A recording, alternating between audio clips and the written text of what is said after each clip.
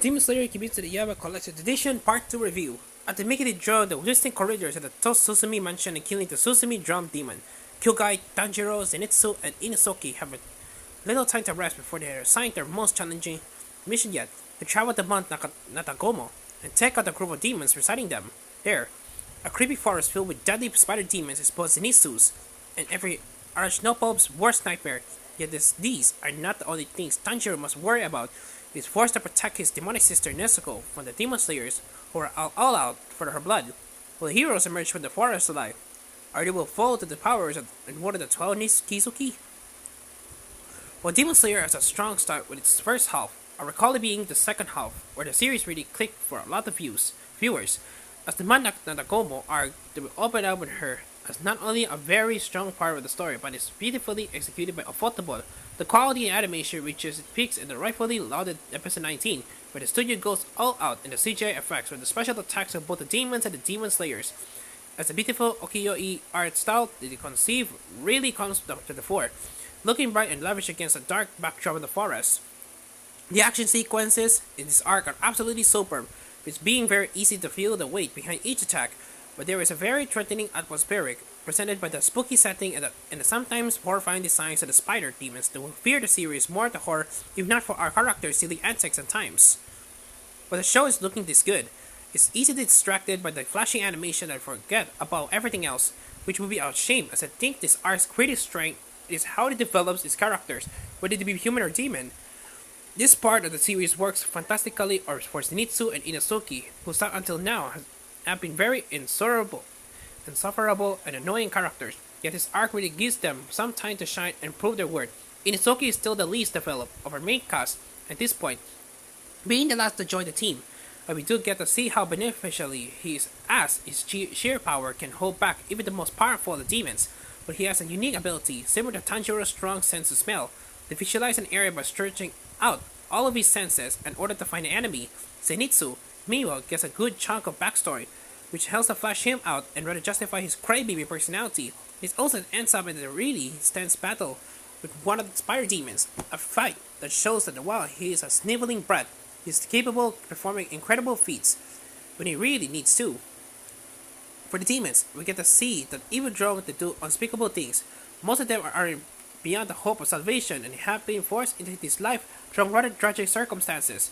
We already had the foundations of this team laid out for us in the previous fight with Kyugai, but it builds on it, while here with the sad tale of the Spider Demon family, doing a good job of allowing you to sympathize with the demons that spins out their tragedy. It connects really well with Tanjiro and Nezuko's situation as well. All of the other demon slayers just want them to meet their demise. Tanjiro is the only one who treats them as the humans they were, rather than just horrific monsters.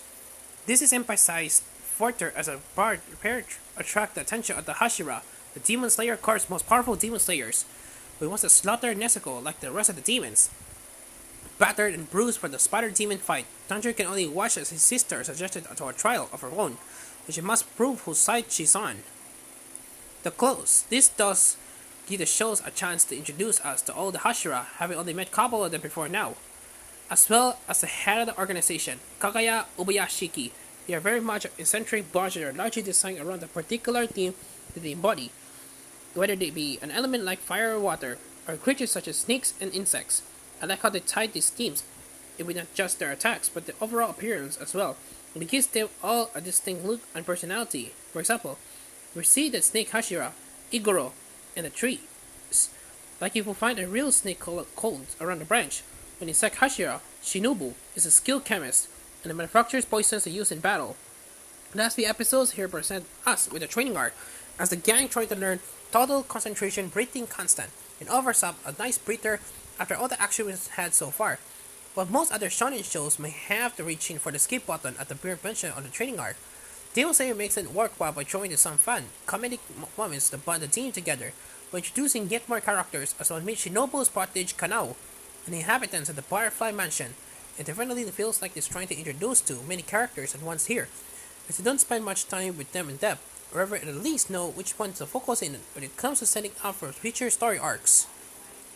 The voice acting in the series continues to be pretty good across the board with both Japanese and English, When you introduce characters coming in particularly strong, Sayori Hayami provides a very whimsical and a dreamy voice for Shinobu that really matches the character's personality. For example, when Billy Kames gets Rui's maliciousness down pat as leader of the Spire Demons, there are also improvements in the dialogue, with the telegraphing of plot points that block the first half of the show being much less prominent here.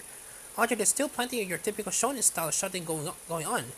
The music in the series also continues to be very strong, with some fantastic pieces that really highlights the action scenes. Although there's no change in opening or ending for the first half of the series. Anime Limited's release of the second half of the series features episodes 14 to 26 across 3 discs, with Japanese and English audio options and English subtitles. Both the collector's box for this part of the series and the bonus box where both parts looks really smart. But this part comes with 5 more art cards and another 20-page booklet. On the disc you find a variety of extras, including trailers and commercials, clean opening and ending animations, audio commentaries for episode 19 and 26, and a teaser for Demon Slayer Kimetsu no Yaiba the movie Mugen Train. Overall, the second half of Demon Slayer Kimetsu no Yaiba cements the series as one of the strongest shonen shows in the past couple of years, filled with some fantastic action sequences, brilliantly animated by Ufotable, while ironing out some of the issues with characters and dialogue that were present in the first half. It doesn't quite end with a bang, as the final few episodes suffer from the overload of new characters and are more focused on setting up the next major story arc. But at this point, I'm very much on board with the series and looking forward to seeing where it goes from here. 8 over 10.